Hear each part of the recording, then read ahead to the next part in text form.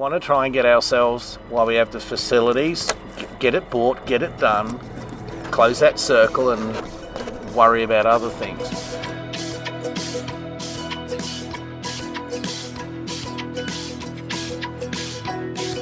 So in keeping with making our life simpler on the road, how do you do toilets? So if you're going to stay for multiple days at a bush camp and they don't have toilet facilities, very quickly you're going to fill your cassette. It's all to do with bathrooms, toilets, and extending your stays when you're out in the scrub and you're not really keen on getting out there with the long-handed shovel, digging a hole, fighting off the brown snakes and the crocs and the spiders, and your knees don't work, and you know, cue the violin music and we'll all get very sad because we're all getting old. We've toyed with the idea of composting toilets, so without getting in the technicalities of how hot and for how long a toilet needs to be to actually compost human waste. That's a technical discussion.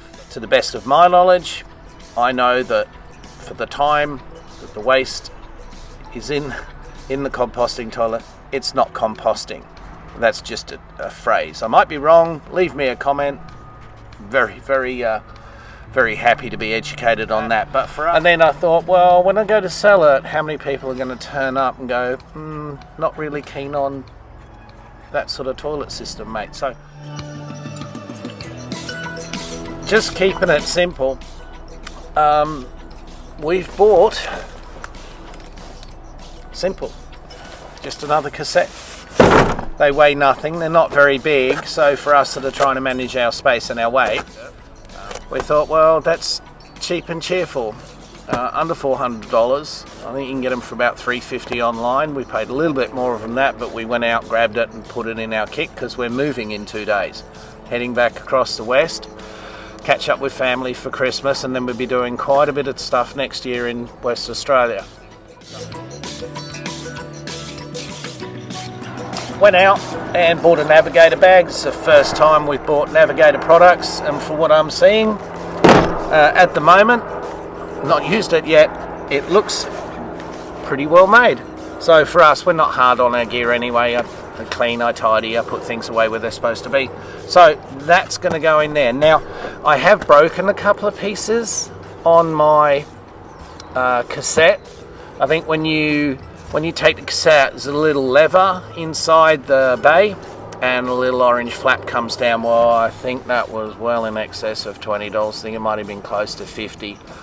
And trying to get the lever out was just proving to be a nightmare. I didn't want to get in there with a big GS screwdriver and whatever and bust something, because I can be a little bit heavy-handed at times if I get a bit on it. But it's got a decent carrying strap. As you can see, that's the way I keep all my stuff. They're all in boxes, so it keeps it nice, so I'm not out there, you know, with broken stuff. So it's nice vinyl, so you'll be able to wash that, scrub that if you had any, I don't know, catastrophic failures. Yes. And that's the brand new cartridge. But yeah, it's got enough space. You know, you get some bags and it's to get everything back in there's a pain. But that fits in there nice. I've just kept all the paperwork because So that goes in that pass through. Nice. But that's it. Just sometimes you don't need to spend $1 million, and sometimes you just want to make your life easier. Throw another cassette in. The other thing with this is it's a whole box of spares, isn't it? So if the original one has a catastrophic failure and you're out on the tracks, I mean, there's like no potty time, and that can be, you know, you need to go.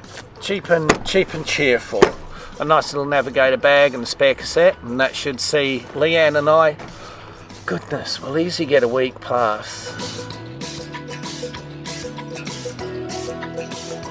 I keep everything in boxes. I just hate critters getting in there, and that leads me on. We think we had a mouse eat our things. So this is the tread bag. Tread do chocks, leveling boards, ramps, and you'd know them for the recovery tracks as opposed to the orange ones that everyone's got. Max Tracks, no one sponsors me, so I thought this bag was really well made. So by way of comparison, as you can see on the bottom, got these little raised feet portions, help keep it out of the dirt, but mine sits in a box. It's just the way I am. It maximises the space that I've got. So yeah, vinyl bag. I can't break it. It did flat pack nice.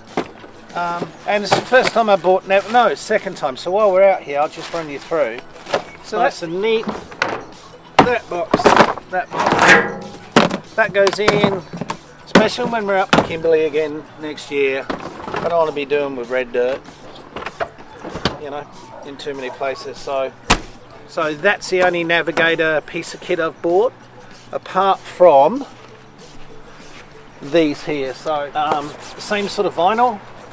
They've got Velcro enclosures down the bottom, and then all my plugs just in it. They're dry. Actually, it rained, it tipped it down last night and this morning.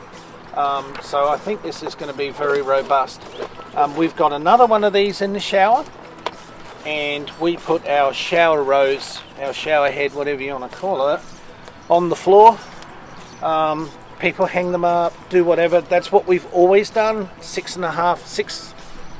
years we've been going. And I was taught, don't leave anything up there if they're made of something tougher than your shower floor, and you go down a road, it's going to bounce off, hit that.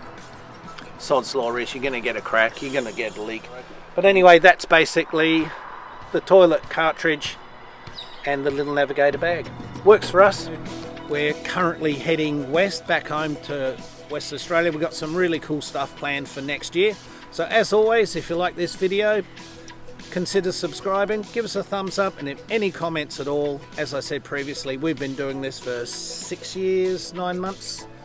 Next year we'll start our 7th year full-time on the road. But anyway, that's it. I'll get this away and I'll catch you on the next installment of how to make your life a little bit easier.